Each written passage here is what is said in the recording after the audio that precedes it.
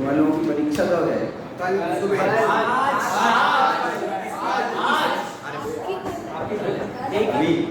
आज भी कल भी आज दो परीक्षाएं हैं, आज दो परीक्षाएं हैं, कल 4। इसकी कल है प्रमेय रत्नमाला की कल। मैं अपनी पूछूंगा और दूसरी क्लास की पूछूंगा। सब क्या पागल है सब, भी हो जाए। मतलब ये जो पेपर है इस पेपर की कल है। चलिए, मैंने आपको पेपर जो है इसका स्टाइल तो बता दिया था। इसमें आपको कुछ नहीं करना है, लेकिन आपको थोड़ा स्टडी अच्छी करना पड़ेगा। आप स्टडी अच्छी करोगे तो आप सही गलत का निर्णय कर सकोगे, और बस इस निर्णय का ही नाम परीक्षा है। सही होगा तो आपको राइट लगाना है, गलत हो तो आपको टिक लगाना है, रॉन्ग लगाना है। यदि रॉन्ग को आप रॉन्ग करोगे तो आप सही हो जाओ, रॉन्ग को रॉन्ग करोगे तो आप सही हो जाओ। चलिए, तो ये जो परीक्षा है, ये जो पेपर है, इसमें अपन थोड़ा सा विचार ये कर रहे हैं। आज मैं आपको जो है ना कुछ इस टाइप के प्रश्न पूछ रहा हूँ। मैंने वाक्य बोल रहा हूँ, उन वाक्यों के आधार पर आप बताना मुझे कि ये सही है या गलत है। इससे अपना थोड़ा सा अपने आप निर्णय हो जाएगा।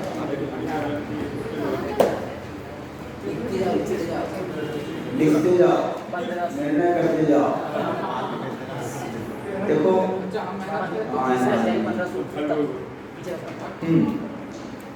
देखो पहला जो है, पहला मतलब आपका जो पहला सूत्र है, ये पहला सूत्र बहुत इम्पोर्टेंट है परीक्षाओं का। इस सूत्र के आधार पर पूरा अध्याय लिखा गया है, ठीक है ना। पहला अध्याय जो है पूरा इसी सूत्र के आधार पर लिखा गया है। तो आपको जो है, आवाज कहाँ से आ रही है?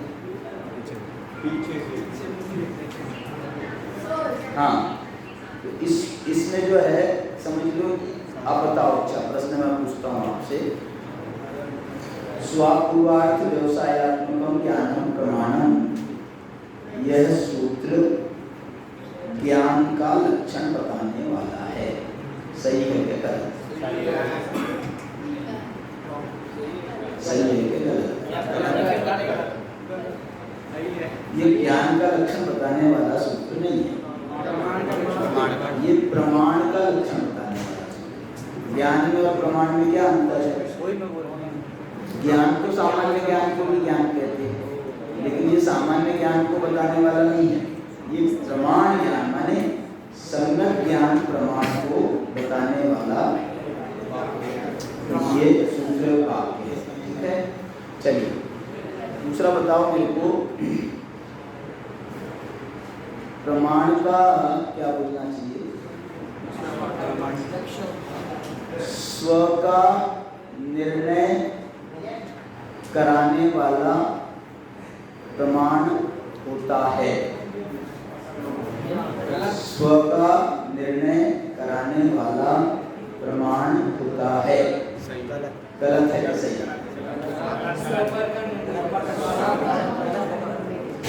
स्वर का निर्णय कराने वाला तो स्व का निर्णय नहीं करता। देखो, मैं यदि ये कहूँ कि प्रमाण स्व का ही निर्णय कराता है तो ये गलत होगा, लेकिन स्व का निर्णय कराता है ये कहाँ गलत? ऐसा मैं सोचता हूँ। अब आप परीक्षा में जो भी बताओगे उसके आधार पर निर्णय करेंगे, ठीक है। अच्छा, अब बताओ, प्रमाण जो है ज्ञानात्मक होता है। हाँ सही है, प्रमाण ज्ञानात्मक होता है। सही है, सही है। प्रमाण ज्ञानात्मक होता है, इसमें कोई गलत नहीं। मतलब इसके जो 4 अंग हैं ना, स्व, अपूर्वार्थ, व्यवसायात्मक, ज्ञान, ये जो है ना, इसको अपन एक को कहें स्व का निर्णय कराता है, अपूर्वार्थ का निर्णय कराता है, व्यवसायात्मक होता है, ज्ञानात्मक होता है। तो ये सब सही है। लेकिन यदि आप ये कहोगे कि सिर्फ स्व का ही निर्णय कराता है तो गलत हो जाएगा। अपूर्वार्थ का ही निर्णय कराता है तो गलत। अपूर्वार्थ का ही कराता है मैंने स्व का नहीं कराता। तो ये जो है ना, इस दृष्टि से ये एकांतता नहीं होनी चाहिए। उस दृष्टि से इस पर अपन विचार कर सकते हैं। चलिए दूसरा मैं आपसे प्रश्न, दूसरा आपसे मतलब वाक्य बोलता हूँ।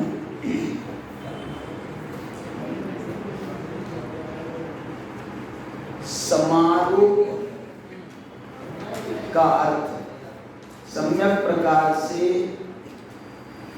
आरोपण करना,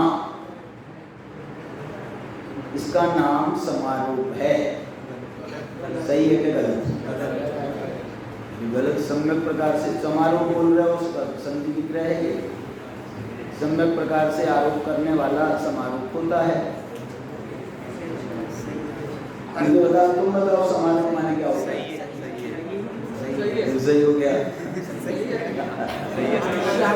सम्यक प्रकार से संशय विपर्य को कहा ना, क्या लिखा है उसमें? समारोह के लिए अनिष्ट नहीं, समारोह के लिए क्या है? दृष्टोपी समारोह। दृष्टोपी समारोह बात है। अभी समारोह कहाँ? समारोह यही बात है, दूसरी जगह भी आया ना समारोह। समारोह विरुद्धत्वा वो आया ना, वो कहाँ आया? सूत्र कौन से सूत्र में आया? तन्निश्चयात्मकम समारोह विरुद्धत्वा अनुमान। तो वो समारोह जो है वहाँ उसका अर्थ आप बताओ।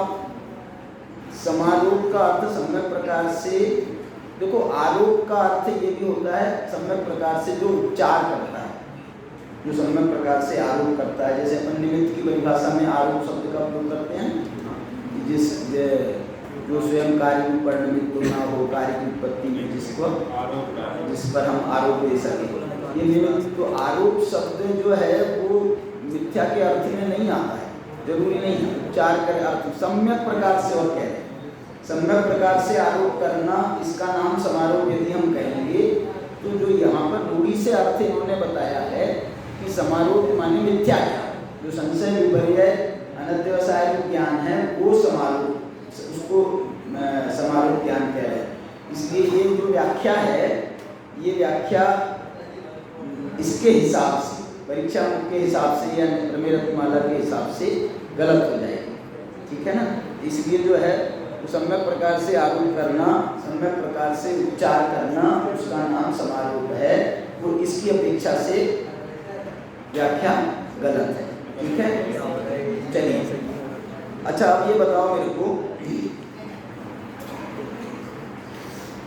दृष्टोपी समारोपात ताद्रक, दृष्ट का अर्थ देखना है। दृष्ट का अर्थ देखना है। सही है? गलत है, गलत है, गलत है। देखा हुआ, देखा हुआ देखा हुआ कर लो यार।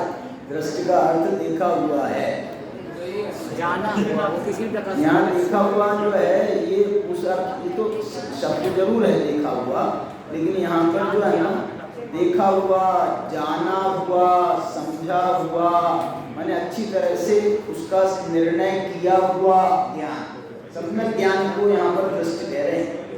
सम्यक ज्ञान के अर्थ में जो है यहाँ पर दृष्ट शब्द का प्रयोग है।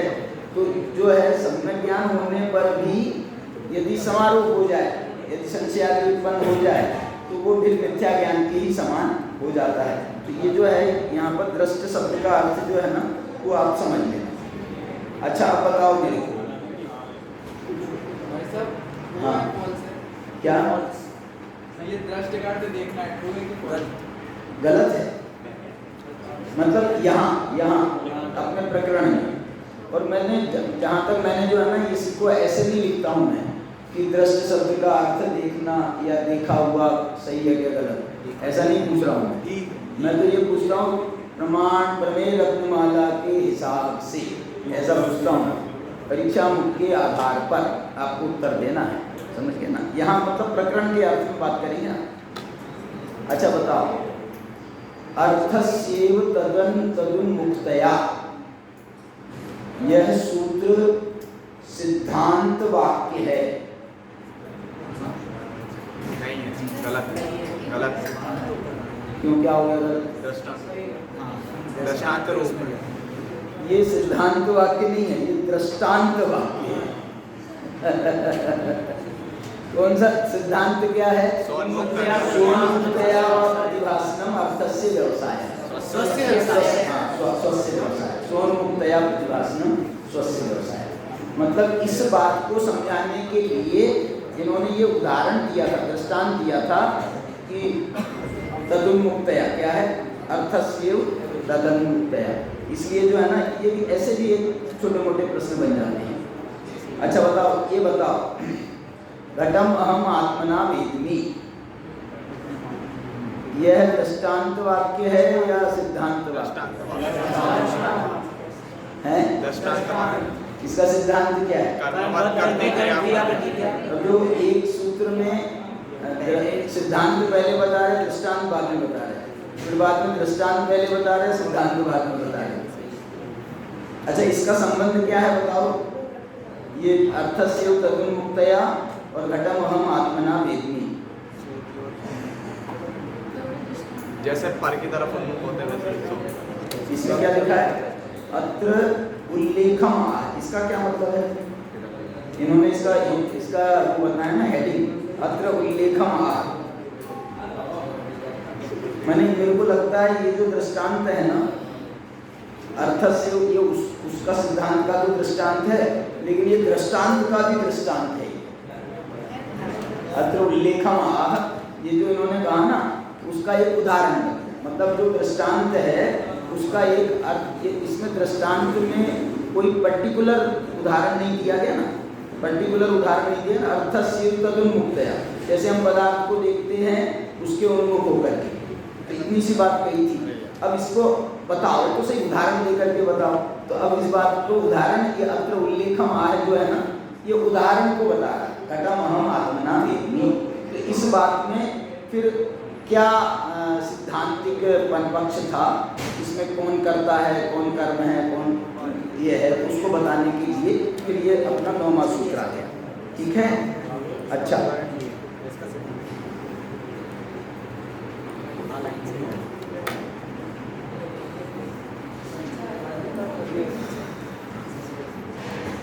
पदार्थ का अनुभव करने के लिए शब्दोच्चारण करने की आवश्यकता नहीं है।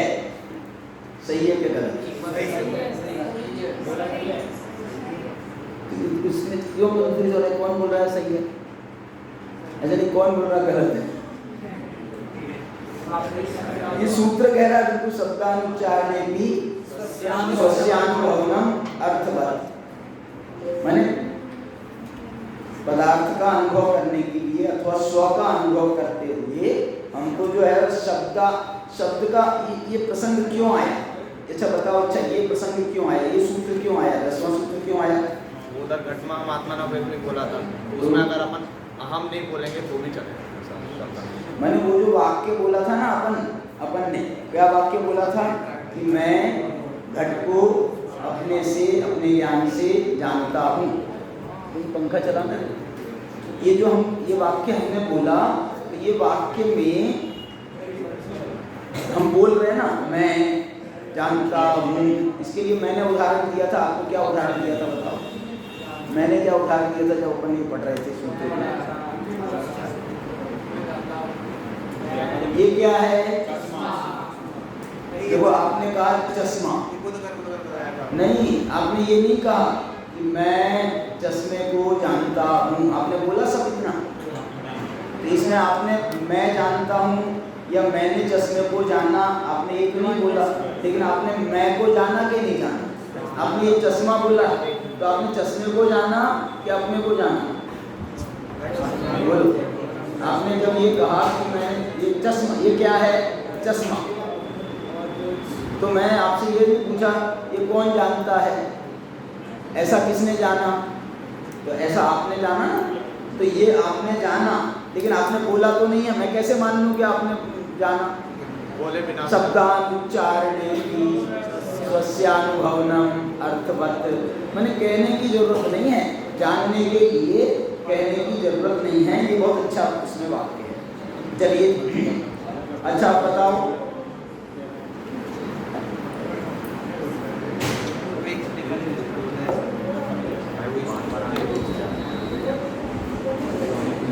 पदार्थ को जानते हुए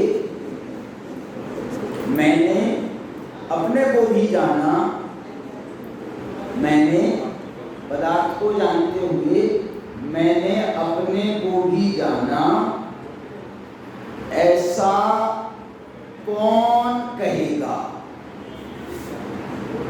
सही और गलत है इसमें बना दी होगी आपके, सही गलत नहीं बना। हाँ ऐसा बोल लो, पदार्थ को जानते हुए मैंने अपने को भी जाना, अपने को भी जाना, ऐसा कौन नहीं कहेगा? बोलो ये वाक्य सही है क्या गलत? चैन को छोड़ के उनकी मत लगा, यहाँ पर जो है ये वाक्य सही है क्या गलत है, तो अपने हिसाब से बताओ ना। जैनियों के हिसाब से सही है और उनके हिसाब से गलत है, तो गलत है कि सही है? दोनों कैसे है? जैनियों का सही है तो फिर सही हुआ कि गलत हुआ? तो सही हुआ ना। हम जैनियों के हिसाब से क्यों बोल रहे हो? तुम तो ये बताओ वस्तु स्वरूप के हिसाब से सही हुआ क्या गलत हुआ? वस्तु स्वरूप के हिसाब से, ठीक है। अच्छा, ज्ञान स्वपर प्रकाशक है प्रदीप की तरह, सही है क्या गलत? सही है। प्रदीप की तरह है। जिनमें जी क्यों गलत बोलेंगे? चर्चा होती है प्रकाशक नहीं है। मैं स्व प्रकाशक कहता हूँ, स्व पर नहीं। स्वपर नहीं है। पर मतलब पर्याय, अपनी आत्मा की पर्याय को जानना, पर वस्तु को नहीं जानना।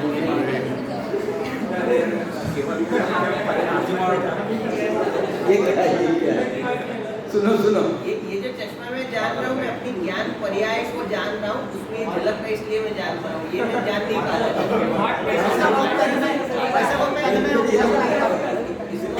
कर सकता हूँ।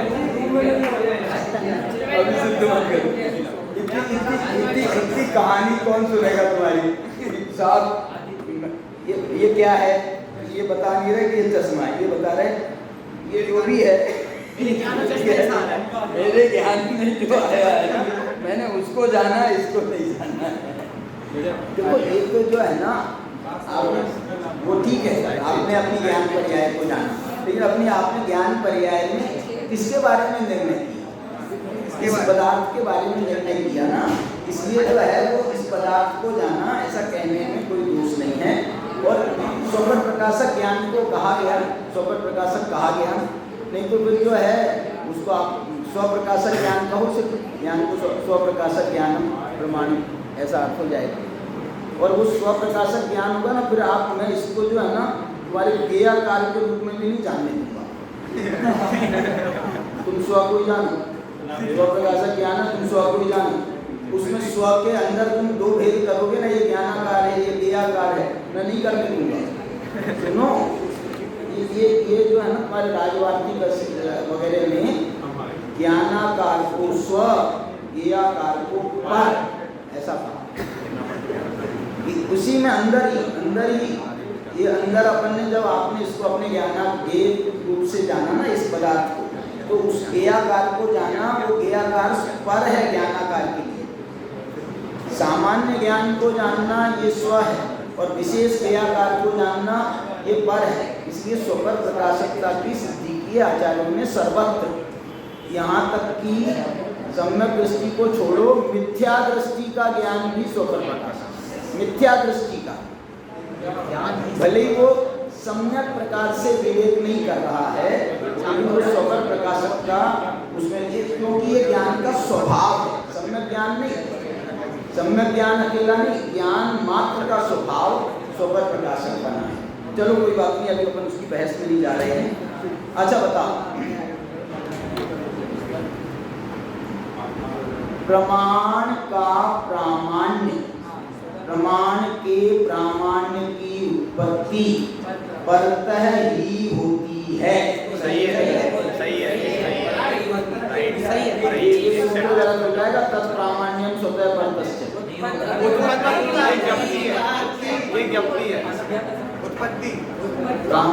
प्रमाण के प्रामाण्य की व्यक्ति स्वतः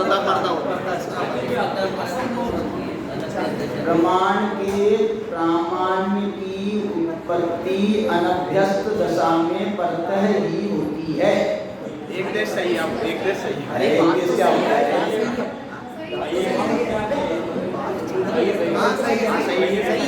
प्रमाण के प्रामाण्य की व्यक्ति बोल रहा हूँ मैं, अनभ्यस्त दशा, अनभ्यस्त दशा में परतः ही, और अभ्यस्त दशा में तुम स्वतः परतः क्यों जाओ? जब अभ्यस्त दशा है, अभ्यस्त दशा है, अब उसके बाद तुम पूछने, तुम जनता स्कूल जाते हो, पूछ के जाते हो, बता सकता है ना कोई भी, अगर कोई है उसका मन। मैं क्या बोल रहा हूँ, बताएगा कोई, लेकिन फिर भी तुम उसकी सुनोगे क्या? तुम उससे पूछोगे, मेरे को मालूम है, सुनो ऐसा बोलना, तुम बोलना मेरे को मालूम है जनता स्कूल का, लेकिन फिर भी तुम बता दो, फिर भी तुम बता दो।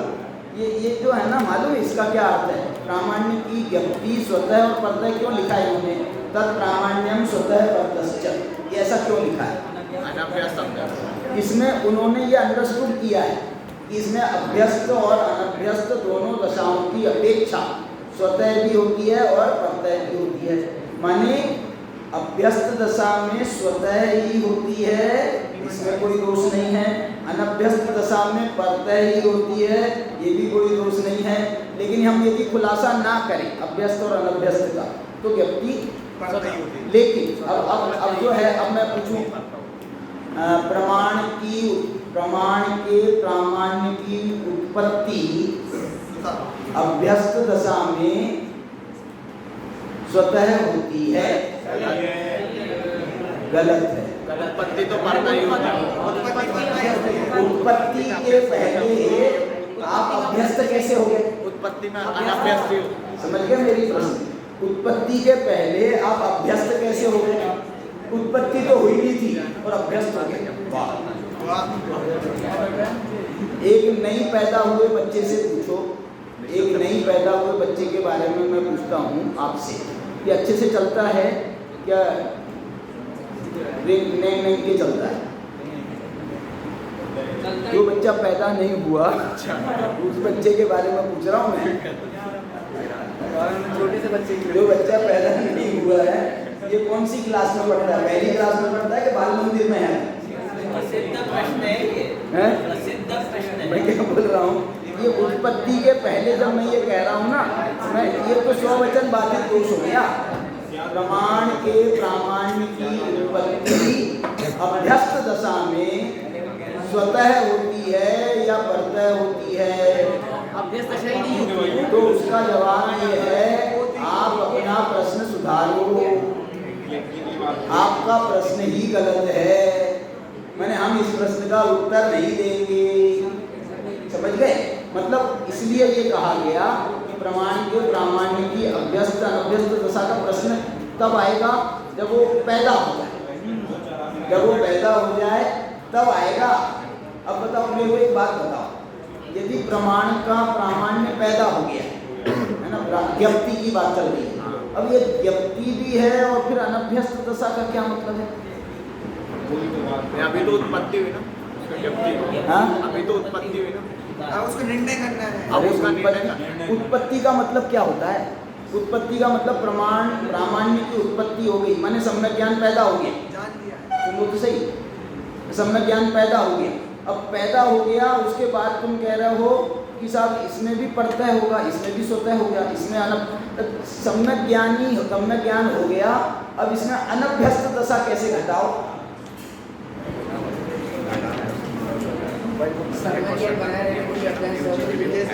क्या क्या बोल रहा है?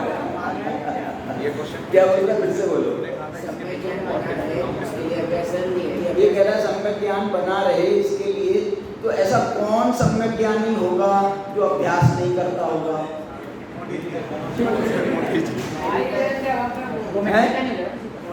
ये मेरे को एक ये जो प्रश्न जो मैं कर रहा हूँ ना, ये मैं भी कंफ्यूज हूँ इस बारे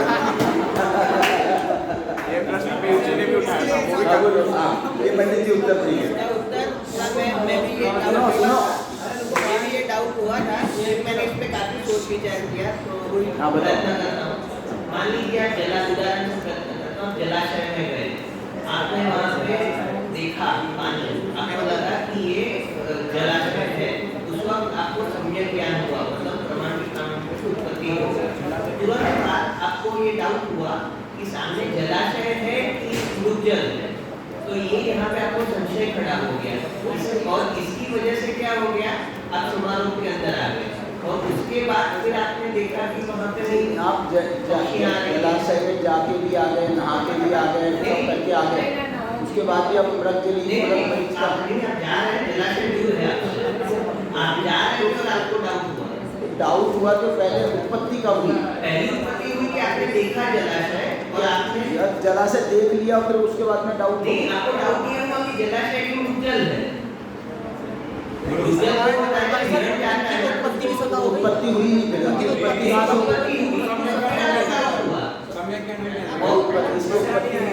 उसके बाद आपने क्या किया, आपने वहाँ पे देखा पक्षियों की आवाज आ रही है, वहाँ पे ऐसा वो मेरे को सब उदाहरण कहानी मालूम है, ये नहीं सवाल है। पहले उत्पत्ति हम इसको कैसे मान लेंगे उत्पत्ति हो, वो तो फिर उसमें जाएगा दृष्टोपी समारोह बात तांत्र, वो दृष्टोपी उसमें जाएगा। यदि आपको पहले आपने जान लिया, असल में मुझे इसमें ऐसा लग रहा है, इसमें जो मुझे ऐसा लग रहा है, हेलो, इसमें मुझे ऐसा लग रहा है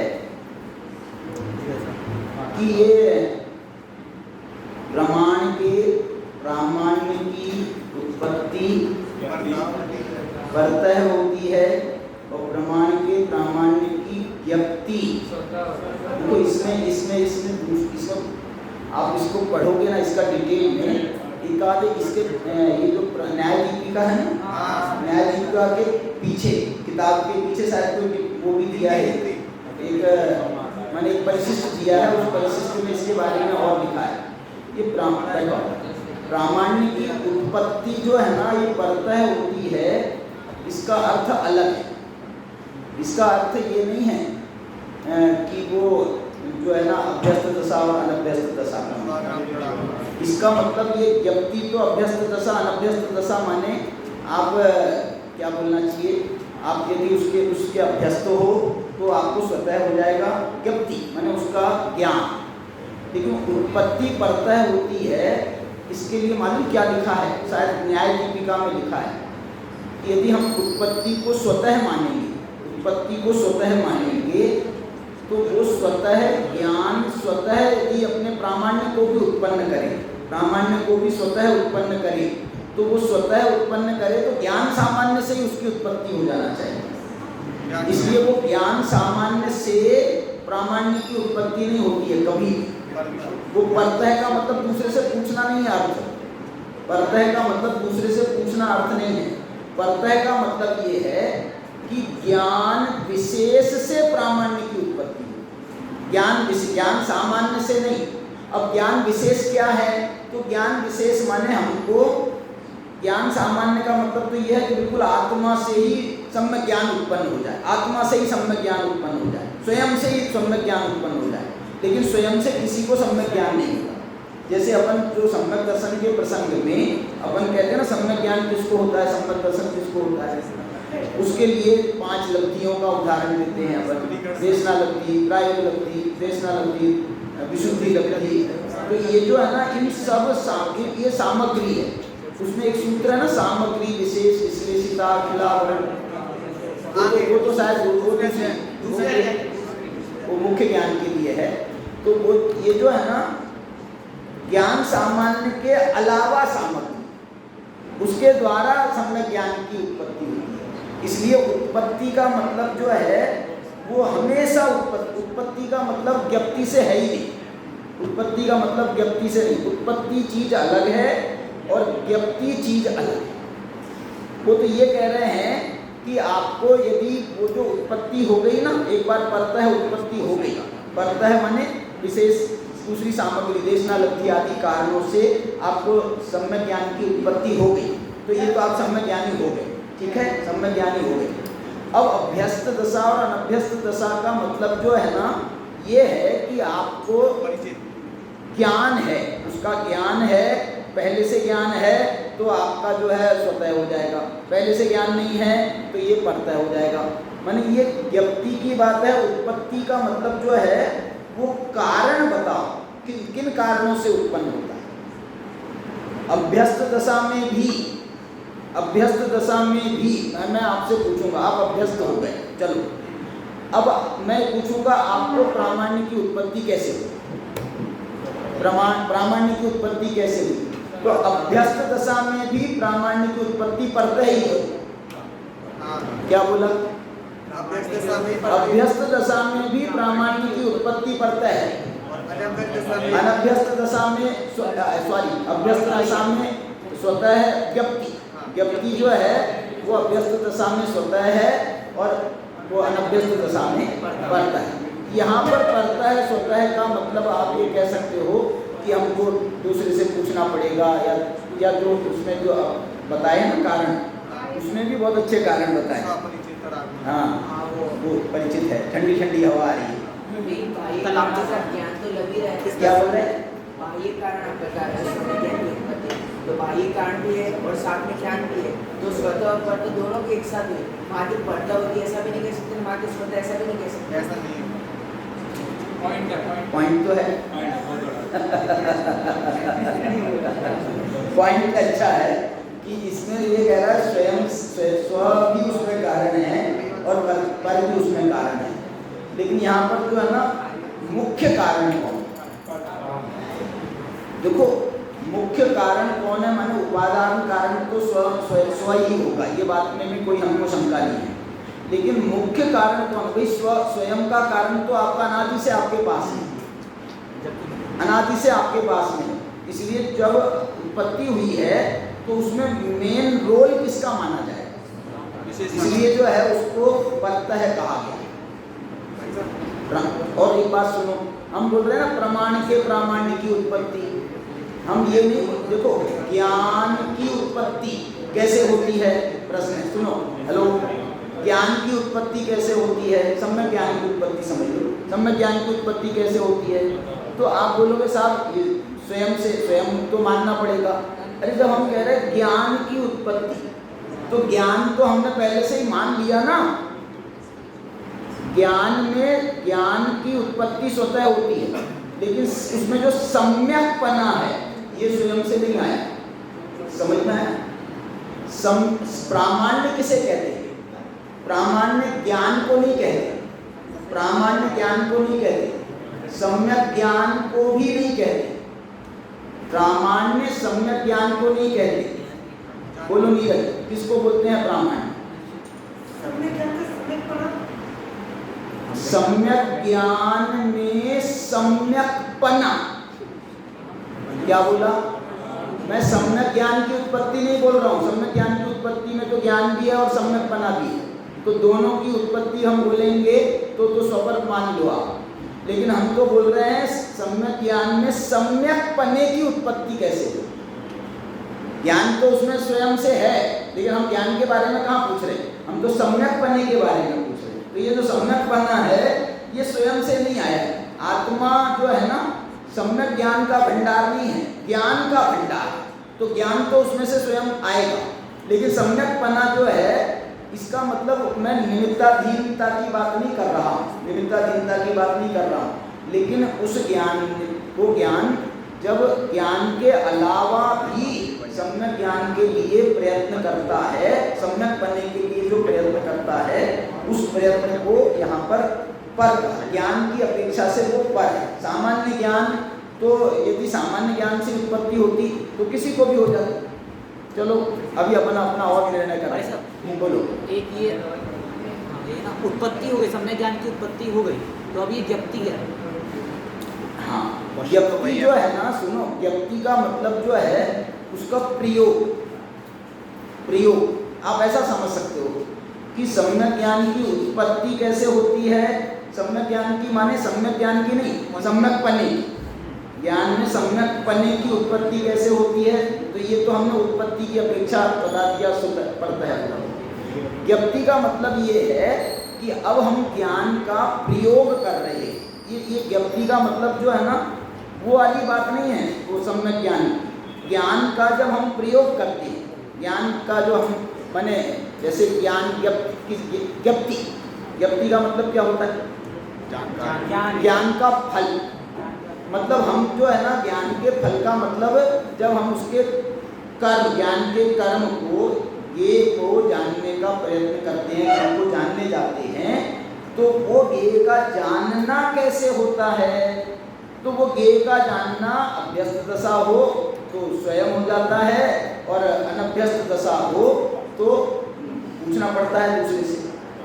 उत्पत्ति अलग चीज हो गई। उत्पत्ति में मतलब उत्पत्ति में ये कहना चाह रहा हूँ, सम्यक ज्ञान पैदा हो जाने के बाद भी हम आपसे पूछें कि ये सम्यक ज्ञान में सम्यक पने की उत्पत्ति कैसे हुई, तो आपको परतः ही बताना। जो सामान्य ज्ञान के अलावा चीज़ों से उत्पन्न हुआ ना, इसलिए उसको परतः कहा। आप कह रहे हो समय ज्ञान पैदा हो गया, उसके बाद अनभ्यस्त से समय परतः से हो रहा है।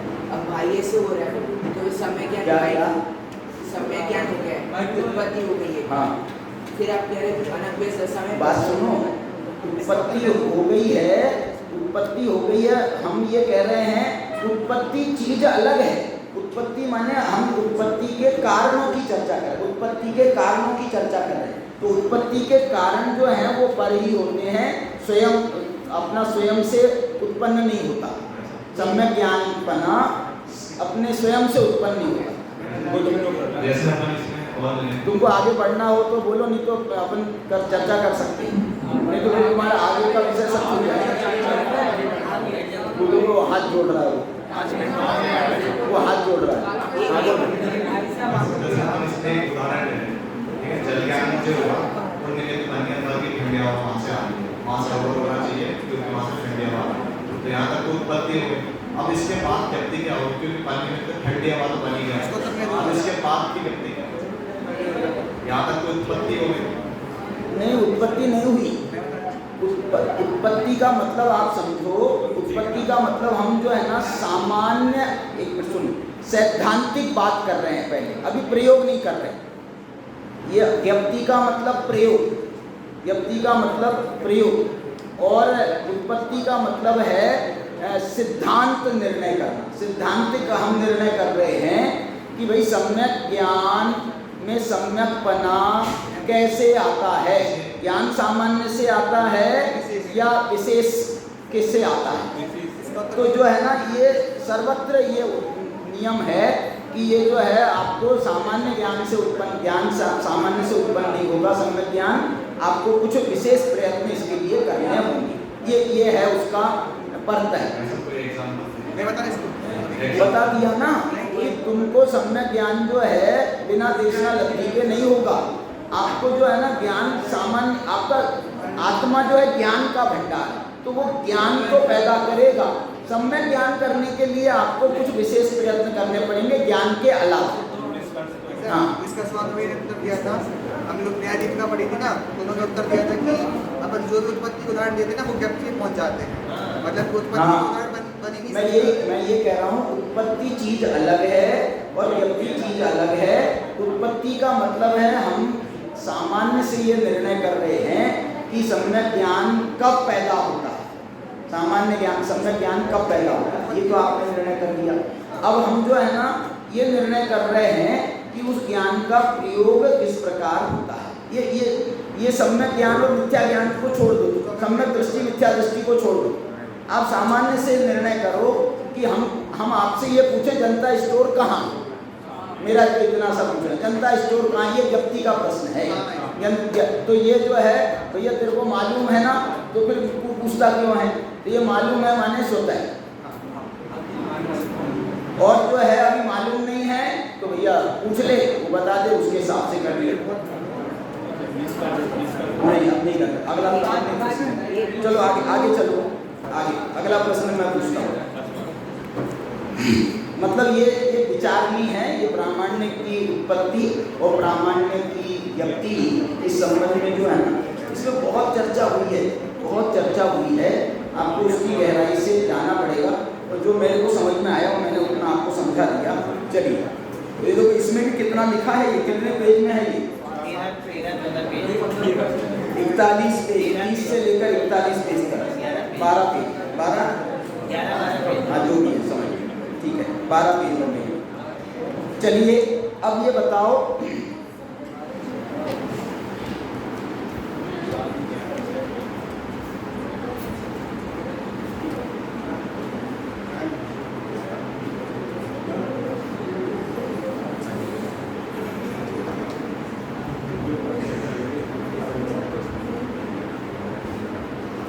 तो मैं जो है ना कभी कभी आपको जो है इसमें थोड़ा कंफ्यूज करने की कोशिश करूंगा, है ना।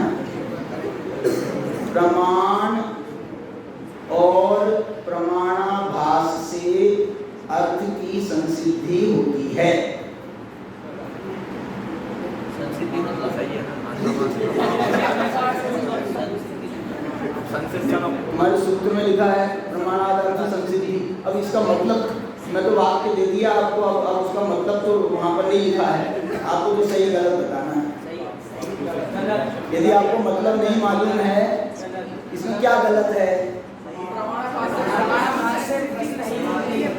प्रमाण से अर्थ की संसिद्धि होती है, प्रमाणाभास से अनर्थ की संसिद्धि होती है, या अर्थ की संसिद्धि नहीं होती है। इसलिए तुम्हारा दोनों बातें कैसे घट जाएगी, प्रमाण से भी अर्थ की संसिद्धि और प्रमाणाभास से, मतलब ये कंफ्यूज करने वाला प्रश्न है, ठीक है। अच्छा बताओ,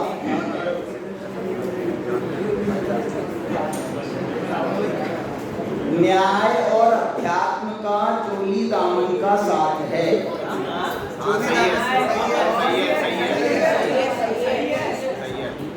न्याय और अध्यात्म का चोली दामन का साथ है। अच्छा बताओ, व्यवसायात्मक का मतलब, व्यवसायात्मक का मतलब जब आपके हो जाए तो सही गलत बताना है तुम्हारे को, खालिस्तान नहीं भरना है, खालिस्तान नहीं भरना है। व्यवसायात्मक का मतलब सोता हुआ ज्ञान है।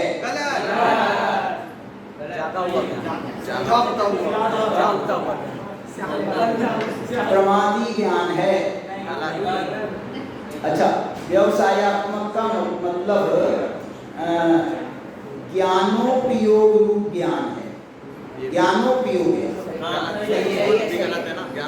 अच्छा बताओ,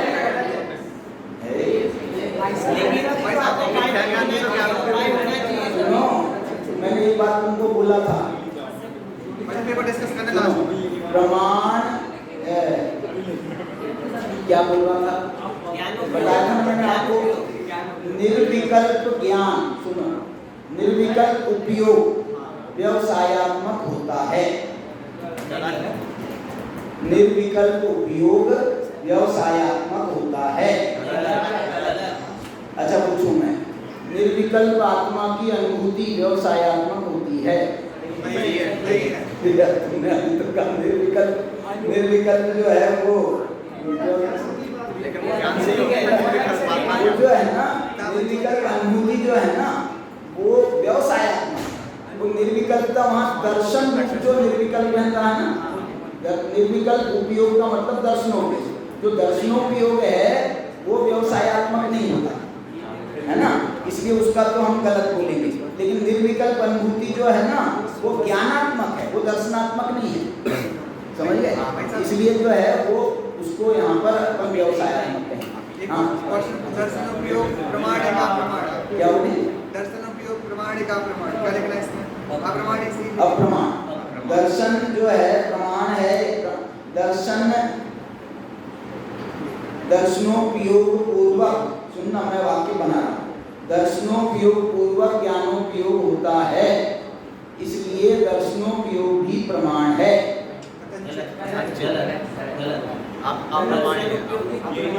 पूर्वक होता है इसका मतलब वो प्रमाण नहीं होगा, उस पूर्वक होता है एक तो ऐसा भी हो जाएगा, मिथ्या दर्शन पूर्वक सम्यक ज्ञान होता है, इसलिए मिथ्या दर्शन भी प्रमाण है। निमित्त हेतु आभास। नहीं मालूम तुम्हारी भाषा समझ। चलिए आज की चर्चा को यहीं पर विराम देते हैं।